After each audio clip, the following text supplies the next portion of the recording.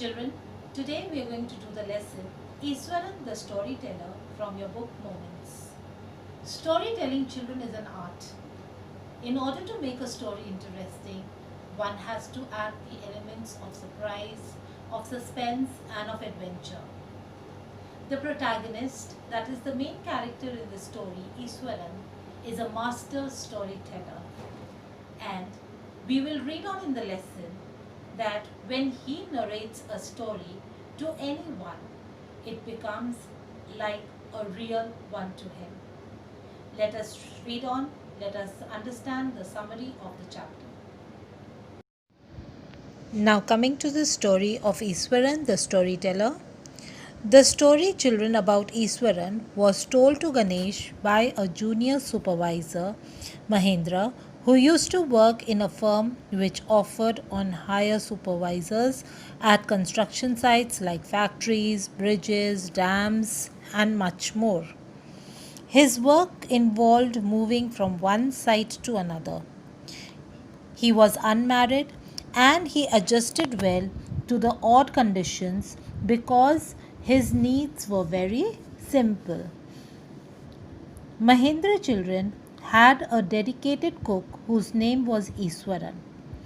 Iswaran was like an asset because he would cook for Mahendra, he would wash his clothes, and he would also chat with him at night. Iswaran was a master storyteller and he could make up innumerable stories on different subjects. Another quality of Iswaran was his ability to improvise cooking material even at the remotest place. Remotest place, a place where you can hardly find anything. He could cook delicious dishes quickly as if he were doing some kind of a magic with minimum ingredients, with minimum resources. He would cook the most delicious dishes. Mahendra's daily routine started with getting up early and leaving for work after breakfast. He would also carry lunch with him. When his master was away, Iswaran would use his time to finish off daily chores and have a leisurely bath after that.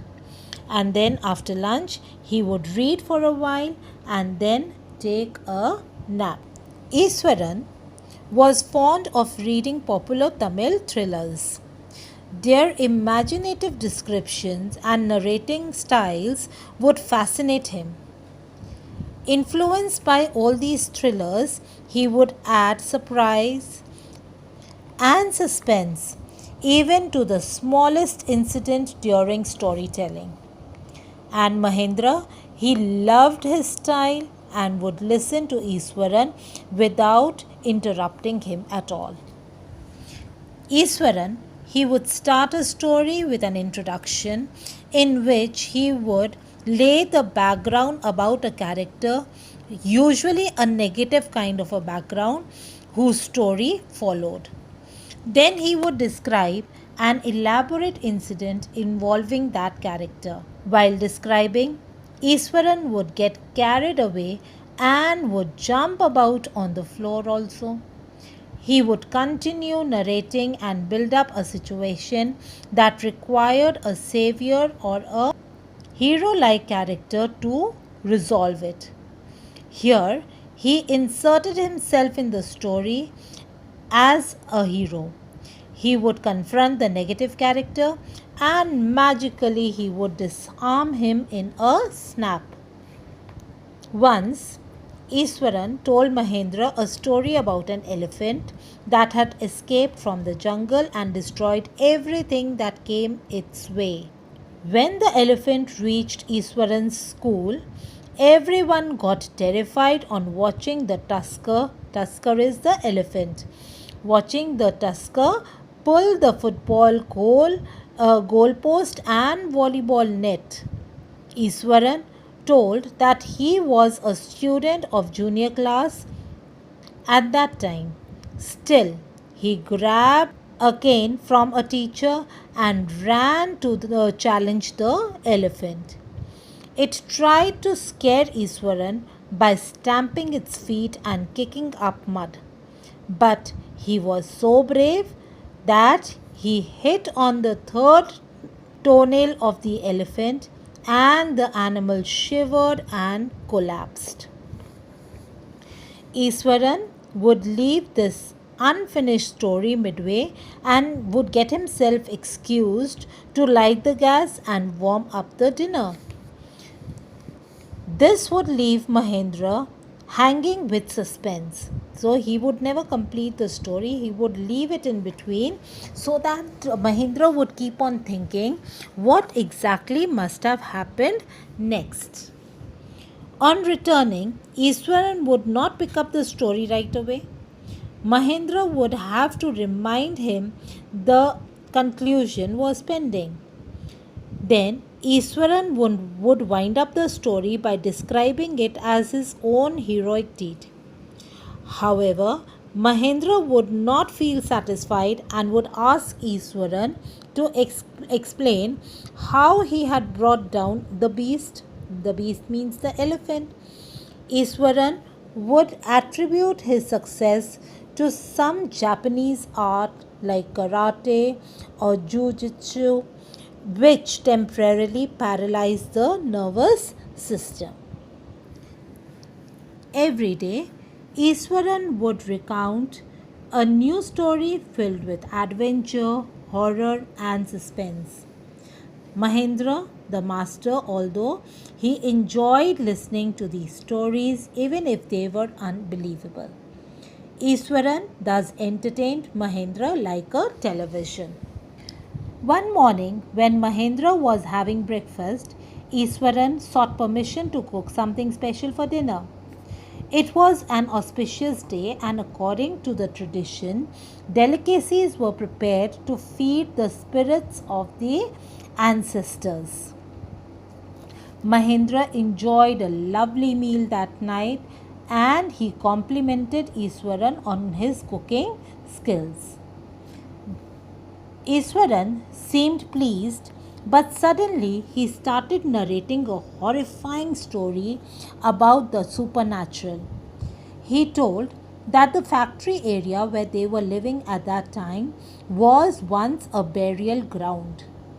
Mahendra was jolted out of his pleasant mood that he had got into after the satisfying meal. Iswaran continued telling that he had seen a human skull lying on the path on the first day, and he still came across a number of skulls and bones. He also told that sometimes he saw ghosts at night, and although he was a brave fellow who did not get easily frightened, he was afraid of one horrible ghost of a woman.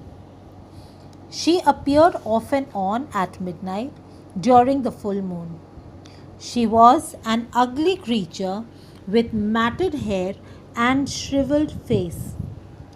And he also said that she looked like a skeleton and she held a fetus in her arms. Fetus would mean a little baby. Mahendra, he was terribly scared on hearing this description, and he asked Iswaran to stop with the story at once. He said that there were no such things as ghosts or spirits, and this was a mere figment of his imagination. And after saying this, he left to the room to go to bed. He went to his bedroom to sleep. He expected Iswaran to sulk for some days over the scolding, but to his surprise, the next morning Iswaran was as cheerful and talkative as ever. But Mahendra could not go to bed comfortably after that night. He would look into the darkness outside through the window next to his bed to make sure that there was no one nearby. But he could not see anything other than darkness and twinkling lights of the factory. Earlier, he used to admire the milky white landscape on the full moon nights. But after hearing the story from Iswaran of the female ghost, he avoided looking out of the window also on moonlit nights. One night, Mahendra was woken up from his deep sleep by a low crying sound close to his window. At first, he thought it to be some cat that might be looking for mice. But soon, Mahendra, he realized that it was not so. However, he stopped himself from looking out because he was actually scared of having seen a woman. When the sound grew louder, he could not stop himself, and lowering himself to the level of the windowsill, he looked out at the white moonlit night. Then he saw a dark, cloudy form holding a bundle. Mahendra got so frightened that he fell back on his pillow, breathing heavily. When he slowly recovered from his fright, he thought rationally and convinced himself that what he saw was just a trick played by his subconscious mind. But he forgot everything about the previous night's experience after his morning routine. As always, Iswaran greeted him at the door with his lunch packet and his bag. Just when Mahendra was stepping out, Iswaran told him that he had come running last night when he heard a crying sound from his room. The revelation scared Mahendra so much that he went straight to his office and put his resignation. He resolved to leave the haunted place the very next day. For today, dear children, I hope all of you have understood the lesson well. Please go through the PDF text as well. In case of any doubts or queries, do post in the comment section of your Google Classroom. Stay safe. God bless you all.